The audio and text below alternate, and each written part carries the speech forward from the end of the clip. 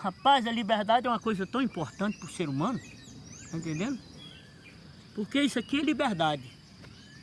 Liberdade é eu ter um pedaço de terra desse para trabalhar, amanhecer o dia levantar da cama e decidir se eu vou pro serviço ou não, né? Eu posso dizer que tenho liberdade. Se eu decidir que eu vou para a cidade, eu vou, não preciso perguntar para ninguém se eu posso ir ou se eu não posso, se eu posso ficar, né? Isso para mim é liberdade. Liberdade é viver, cara. Não precisa de cerca, não precisa de cancela, não precisa de cerca elétrica, não precisa de nada, né? Isso para mim é liberdade. E é uma conquista que eu tenho e que custou muitas caminhadas, muitas passadas, né? Muitas passadas. Muitos debates, muitas, assim, discussões muitas vezes, a gente sai até a água do olho, tá entendendo? Para poder você quebrar algumas barreiras. Porque se eu não tenho quebrado as barreiras que me apresentou na vida, eu não tinha construído as paredes da minha casa, né? Mas é isso que a gente fez. Esse interior que nós morávamos era um interior muito pobre assim demais. E a exploração pela terra também era muito grande na questão se você ter que arrendar a terra, ou pagar meia, ou pagar rendas, né? Porque na fazenda que eu nasci e me criei, nós moramos uns 15 anos, mas meu pai, minha mãe e meus irmãos, era tudo, nós plantávamos mais era algodão, né? Eu cultivava lavouras de algodão, pagava a renda de 4 a 1. Cada 4 arroba que nós escolhíamos, um era do patrão e 3 era nossa.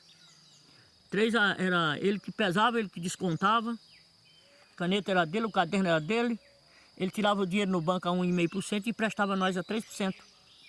E aí, mas nós não pegava dinheiro, meu pai não pegava dinheiro, pegava arroz não, fubá, né, de milho, feijão muitas vezes, rapadura. Eu acho que aquilo lá nós via num milagre, viu? Porque meu pai ficava um ano todo sem vender algodão e não tinha muita roupa não, que era 3 mudas de roupa para cada um e comprava por ano, né, meu? Sapato eu vim calçar, que eu já tinha 17, 18 anos, quando eu vim calçar o primeiro par de sapato. Ia pros forró de chinelo, né? Cinturão era um cordão na cintura. Por isso que eu falo que eu sou um cara rico, né? Tem uma casa dessa, uma terra para trabalhar, pelo que eu já passei, né, meu?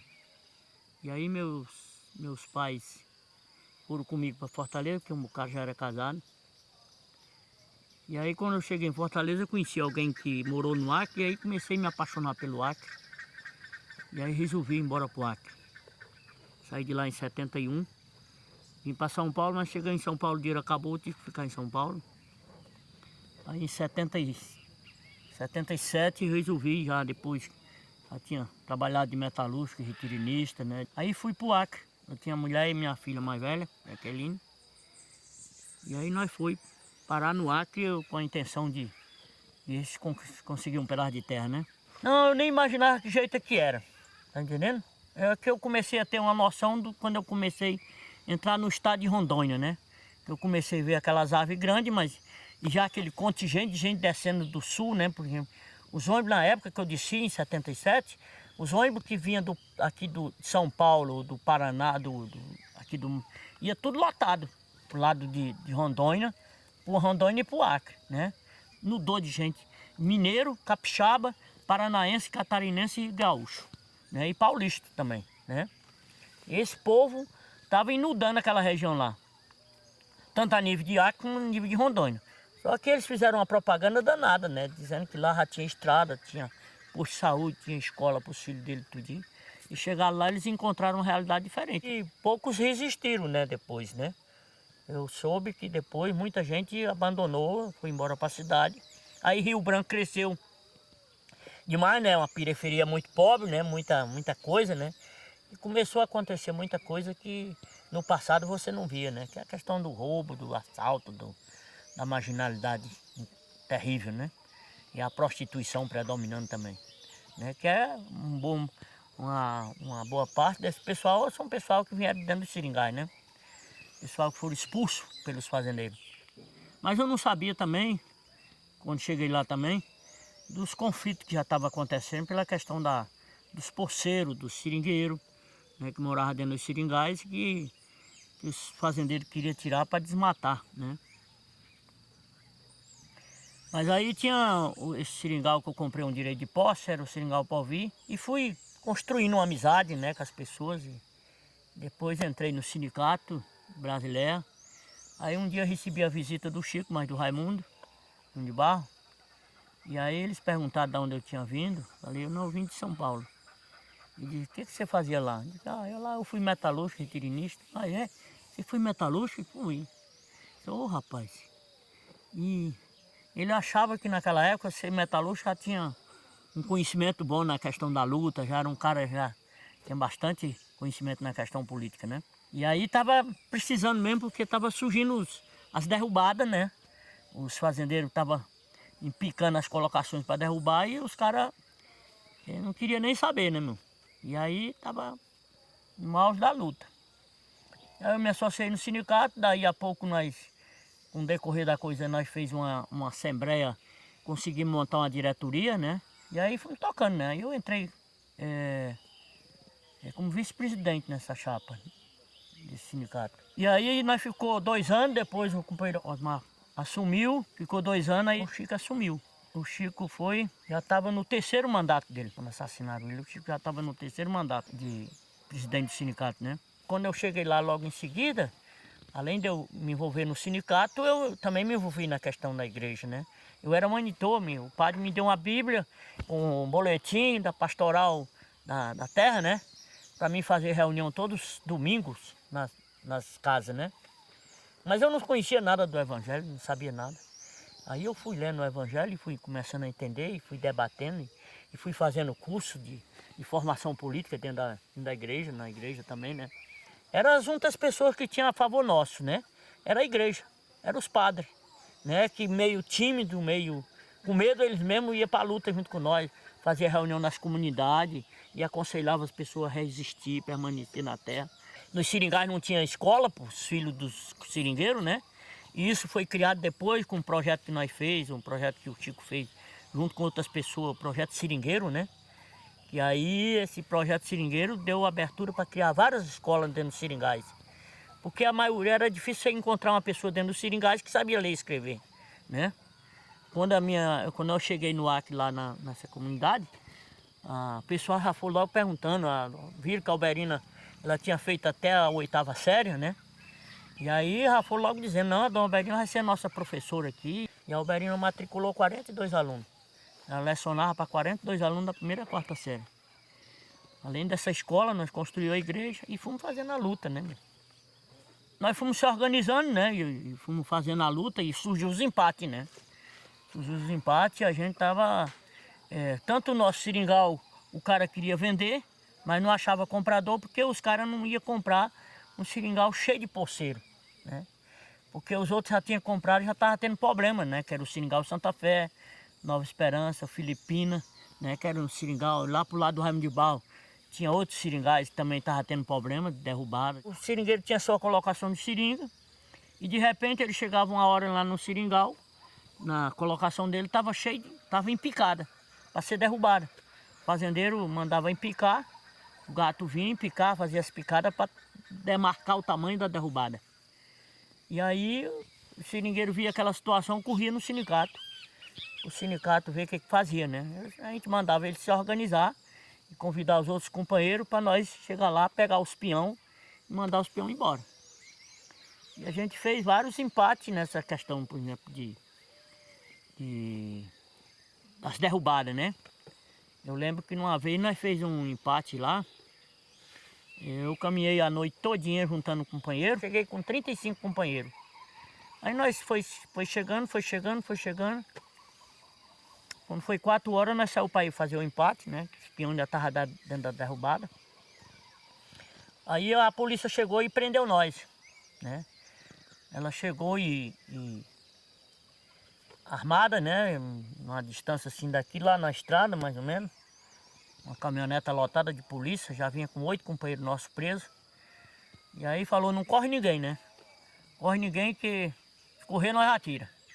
Porque a polícia não era a favor nosso, a polícia era a favor dos fazendeiros, para garantir desmatamento, né? Não tinha nada de dizer assim, não, eu vou estar do lado do seringueiro para manter a colocação dele, não. Eles eram do lado dos fazendeiros. Porque eles avaliavam, a sociedade na época lá em Chapuri, eles avaliavam que a fazenda, o fazendeiro ia desenvolver, derrubando a floresta, né?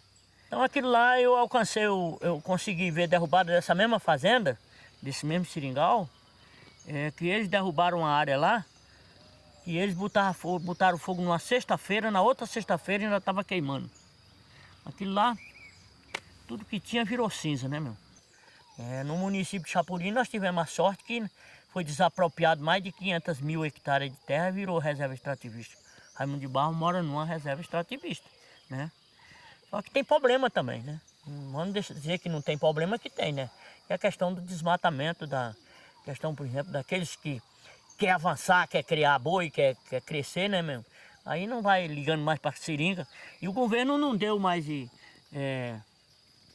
assim, garantir um subsídio para a questão da borracha, né? Porque o que aconteceu na década de 70? Quando ele deu abertura política para que grandes fazendeiros fossem comprar grande área na Amazônia. Desvalorizou o preço da borracha. Desvalorizou para exatamente desincentivar o seringueiro a permanecer na colocação. Entendeu? Aconteceu isso aí. Né? A borracha não valia nada na época que eu cheguei no Acre. Agora aconteceu na 2005, 2004, por aí assim, o governo subsidiava alguma questão da borracha, né? Nesse momento eu estou vendo um retrocesso muito grande na questão do avanço da luta dos trabalhadores, das conquistas, né? Os trabalhadores lutaram muito, derramaram sangue, morreram gente por aí, na luta para conquistar direito, né? Então teve toda essa questão, para o desmatamento acontecer, eles desincentivaram a questão da borracha, não deram uma ajuda assim para o seringueiro permanecer, uma condições, né? E um incentivo à produção. E já está acabando. Está lá esperneando, estribuchando, mas não tem como sobreviver. Rapaz, o Chico era um cara muito inteligente, que eu não sei como é que ele aprendeu tanta coisa, se ele nunca tinha saído para fora para estudar, para fazer curso de formação, que nem eu já tive a oportunidade de fazer, né? Depois eu não avaliava tanto a sabedoria dele. Depois que eu estou aqui, depois da morte dele, é que eu fui ajuntando muitas coisas, avaliando. Como é que podia ser, né? Ele ter tudo um conhecimento na questão da organização, de organizar os trabalhadores, de cuidar, de ver aquilo que era importante para a luta, né? Eu admiro a trajetória de vida do Chico, a história dele, né? É que a história do Chico é uma história, praticamente uma história coletiva, né? Eu tive a oportunidade de ver ele dar os últimos suspiros da vida dele, né? Eu cheguei na casa dele no dia 21 de dezembro, né? E almocei com ele, e ia dormir na casa dele, mas para ele no outro dia me levar em casa, né? Mas, infelizmente aconteceu há mais aproximadamente 6 horas, o tiro que deram nele. Na hora do almoço, nós acabamos de almoçar, aí nós deitou lá no chão, que ele deitava no chão assim, na talva, sabe? Lá na sala, né? Aí nós deitou os dois lá na sala, e aí ele falando da viagem que tinha vindo para São Paulo, que ele teve aqui em Piracicaba, uma reunião, e estava marcado um debate dele com o Caiado. Porque na época que tinham acabado de criar a UDR, né? Porque não foi à toa não, assim que eles criaram a UDR, eles montaram um escritório lá em Chapuri. O Chico apareceu, fez o debate, mas o Caiado não apareceu, né? Não foi. Daí ele foi para o Rio de Janeiro, e lá no Rio ele chegou a falar para mim assim: olha, Pedro, rapaz, quando eu cheguei no Rio de Janeiro, me botaram dentro de um carro, e esse carro com a luz acesa em cima, aí tinha um na frente e outro atrás. E aí eu fiquei preocupado porque o pessoal podia do aeroporto achar que eu era um bandido de alta periculosidade, né? Aí eu falei para ele: pois é, companheiro, lá você estava tão seguro, né? E aqui você não está seguro. Aí ele deu uma risadinha e falou para mim: realmente, companheiro, você tem razão. Minha cabeça tá para rolar até o Natal. Isso era de 22 de dezembro. Aí eu fui na Casa Lotérica fazer um jogo, né? E passei em frente ao sindicato e encontrei o João Corrêa. Nisso, um dos policiais que estava com segurança passou correndo para o quartel. Aí eu falei para o João, eu digo: João, aconteceu alguma coisa lá no Chico. Aí eu corri, né? Já saí correndo, quando eu cheguei em frente à casa dele, os gritos, né? Atiraram no Chico, atiraram no Chico. Aí eu entrei, ele estava caído no primeiro quarto. Ainda estava vivo, né? Mas quando eu vi o tiro aqui no peito dele, o tamanho da quantidade de chumbo que tinha entrado no corpo dele, eu falei, isso não tem jeito. Aí eu entrei na bulé do carro que parou em frente, uma caminhoneta, né? Aí sentei ele dentro da cabine e fui segurando ele, ele ainda estava vivo, né? Mas nesse trajeto da casa dele no hospital, ele veio a falecer. A gente já sabia quem tinha mandado, né? A gente já sabia quem tinha mandado. A gente sabia, conhecia tudo, né? Todos eles, né? E uma coisa que muita gente não sabe é que no dia 4 de outubro, eu me reuni com o meu Chico lá no sindicato e ele me chamou para fazer um documento, para fazer uma lista dos possíveis mandantes da morte dele, se isso viesse a acontecer. E ele fez uma lista assim, ó. Botou num papel e fez um documento e mandou para a Polícia Federal, mandou para a Secretaria de Justiça, para o governador e para o comandante da Polícia Militar. E a morte do Chico foi uma morte discutida em assembleia, né? Segundo a gente sabe, né? A gente teve informação que os fazendeiros se reuniram para discutir se matava ou não. Foi terrível, né? Para nós foi uma grande perca, né? Porque era um companheiro que tinha muito compromisso com a causa, né? A causa do seringueiro, com a causa da Amazônia, né? E foi levado lá para fora, foi ele que levou, assim, essa questão da defesa da Amazônia naquela época, né? E a questão dos empates, a história do Chico, eu dizer para vocês, uma história bonita, mas também não foi só ele que fez a luta, né? Foram vários companheiros que se atiraram, né? Na mata, por dentro da mata, dormindo no chão, sendo preso, para defender junto, né? Porque defendia o mesmo projeto que ele defendia. A questão da preservação da Amazônia e a questão da defesa do seringueiro, né? Permanecer nas suas colocações, isso era o mais importante. Eu saí por causa da minha situação lá, não dava para ficar mais lá onde eu morava, na minha colônia. Era na beira de uma estrada e estava muito próximo daqueles que mandava matar e que queria que eu morresse também, né? Então a minha mulher, quando descobriu que eu estava sendo ameaçado também, né? Ela não quis mais ficar lá. Falou, não, se ele não quiser ir, você vai ficar aí que eu tô indo embora para São Paulo, para volta. Vou voltar. E aí a gente fez uma prosa com os companheiros e aí eles entenderam, né? Aí eu fui obrigado a vir embora para São Paulo, né? Logo em seguida, logo depois da morte do Chico em 89, morreu em 88, em 89 eu vim para São Paulo. Aí eu falei para ela, não, eu só não quero ficar na capital. Então, rapaz, aí eu fui me entrosando com o MST, participei de uma marcha lá em Presidente Prudente, andei conhecendo algumas figuras lá. Depois, aí quando teve a ocupação aqui, foi que eu fui me entrosando, e o pessoal do MST foi me conhecendo, né? E a gente foi trabalhando junto, discutindo, fazendo reunião. E aí veio a questão das marchas, e eu participei das marchas também junto, né, meu? E aí quando eu ia para as marchas, o pessoal sempre já tinha uma prosa com as pessoas já, depois...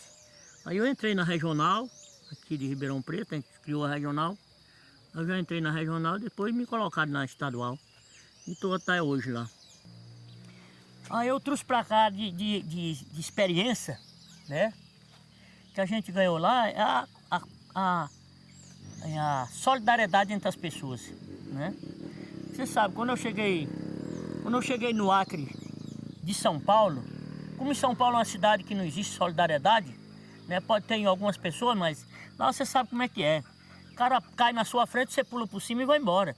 Eu saí de São Paulo para o Acre, eu não tinha aquela mentalidade da solidariedade que os seringueiros prestavam junto com as famílias, né? Porque lá o que acontece com o seringueiro? Você chega numa colocação de seringueiro, aquela de manhã cedo, você chega de manhã cedo, não sai. O cara fala lá, não, espera o café. Ele vai tomar o café. E o café é um almoço, velho. É logo um arroz, uma panela de arroz, uma panela de carne, uma panela de feijão cozido ali, você tem que comer, velho. É o café da manhã. Mas é isso, né? E eu tive que me encaixar nessa solidariedade entre eles, né? Porque acostumado em São Paulo, já dava um cafezinho quente pro cabo já ir embora, não esperar a janta ou no almoço, né?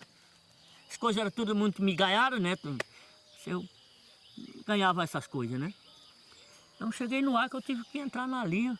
E aí com aquela luta todinha a gente foi descobrindo, né? E todos os debates, toda a prosa que a gente foi fazendo e foi tomando consciência da importância nossa nesse pedaço de chão, né? Aprendi muito também no MST, né? Eu já vim com um pouco de saber algumas coisas de lá, né? Mas aqui foi onde eu vi a importância da organização mais ainda, né? E a gente descobriu o seguinte, o movimento é um movimento que luta pela vida, né?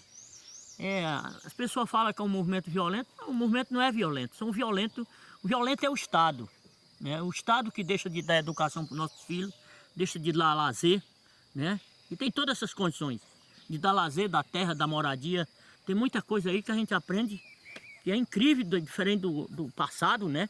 Que era agarrado no cabo da enxada, agarrado num capuz de algodão, né? Que você tinha que lutar. Hoje é diferente, né? Hoje nós estamos num sistema que a tecnologia está aí. Mas a tecnologia não pode ficar a benefício só de uma meia dúzia. Ela tem que ficar para o coletivo, para a comunidade inteira, né? Se beneficiar com isso, né? Para poder o jovem ter mais tempo de lazer e ter acesso à escola, ter acesso à educação, à formação. Porque uma das coisas que mais eu me preocupava, junto com o Chico, nós sempre conversávamos, né?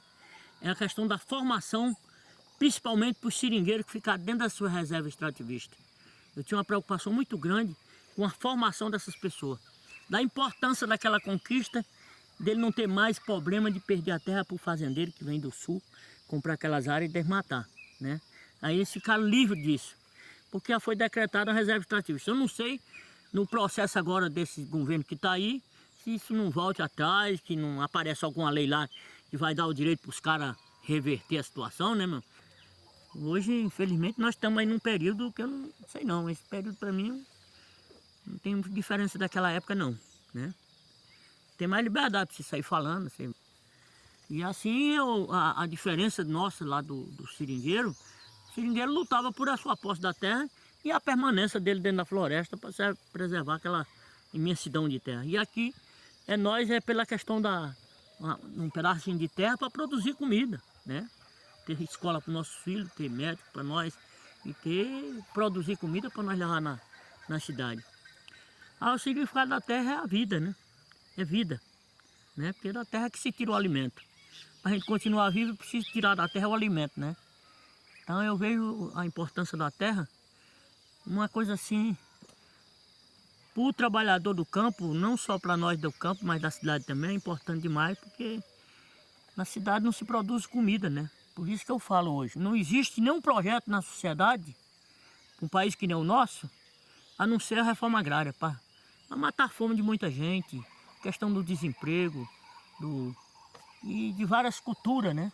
Porque o nosso país é cheio de culturas importantes, né? Porque a mídia está aí, fala que nós somos violentos, sabe que nós somos invasores de terra, né?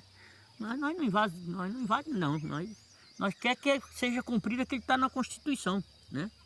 Que toda terra que não exercer sua função social, ela será digna de desapropriação para fim de reforma agrária. Nós não viemos aqui só para trabalhar e nem só para concentrar renda, concentrar riqueza, né? Nós viemos aqui para se divertir nessa passagem que a gente tem de tão pouco tempo aqui, né? Porque a gente... Para que concentração que a gente morre não leva a nada, né? Não é melhor você ter para te garantir uma sobrevivência que nem eu tenho aqui, graças a Deus. Vivo daqui da minha renda, da minha terra, desse pedacinho de solo que eu ocupo, né? E aí, às vezes a gente podendo ajudar as pessoas, ajudar, né? É melhor ser ajudado do que ser ajudado, né? Então tem todas essas questões nós, um ser humano, né? Para nós é muito importante ter esse entendimento e ter essa consciência também, né? Porque você só faz isso se tiver consciência. Se você não tiver, você vai se individualizar e vai achar que o teu vizinho às vezes é o que surge problema. Não, eu me sinto uma pessoa rica, porque para mim riqueza não é concentração de bens materiais, de concentração de coisas, de terra, de disso, daquilo outro. Mas é você morar num lugar que você tenha paz, tenha sossego. Isso para nós é muito importante, né, meu? Não tem nenhum segurança, não tem nenhum muro, não tem nada, né? E você morar numa comunidade onde as pessoas te respeitam e você respeita as pessoas. Então por isso que eu estufo o peito e digo, eu sou rico porque eu tenho muitas coisas para comer que eu mesmo produzo, né? Eu sei o que é hoje, o que é prejudicial à saúde, né? Que é a questão dos venenos que está aí nas comidas de todo mundo, né, meu?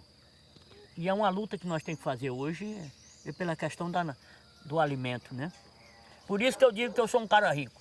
Porque, olha, eu, graças a Deus, tenho uma galinha para comer se precisar que torcer o pescoço, tem um ovo, tem um pouco no isqueiro para fazer o tempero, tem uma fruta para fazer o suco, né? Tem um feijão que eu colho na roça e boto no ano, tem um milho para comer, tem uma mandioca, tem uma... Nossa, para que maravilha, melhor do que isso, né? Não, só te contando uma historinha bem rápido. Eu quando era pequeno, logo dos 10, 15 anos que eu ia naqueles forró, né, eu queria ser sanfoneiro. Minha visão era querer sanfoneiro para tocar sanfona a noite toda e aí ver as moças se apaixonar por mim. E era isso. Eu tinha um sonho de querer ser sanfoneiro, mas eu não nasci para música. Eu nasci foi para luta. Só para você ver que eu acho que a vida da gente, a gente tem um caminho a trilhar. É uma tese que eu tenho na minha mente, né? E a gente tem que trilhar um caminho, ninguém muda esse caminho. E se mudar é para você seguir reto no caminho que você tem que seguir, né?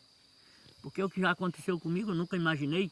Quando eu estava no ato tão bem, minha mulher era agente de saúde, era professora. Eu tinha tudo uma amizade, tinha tudo uma luta para fazer.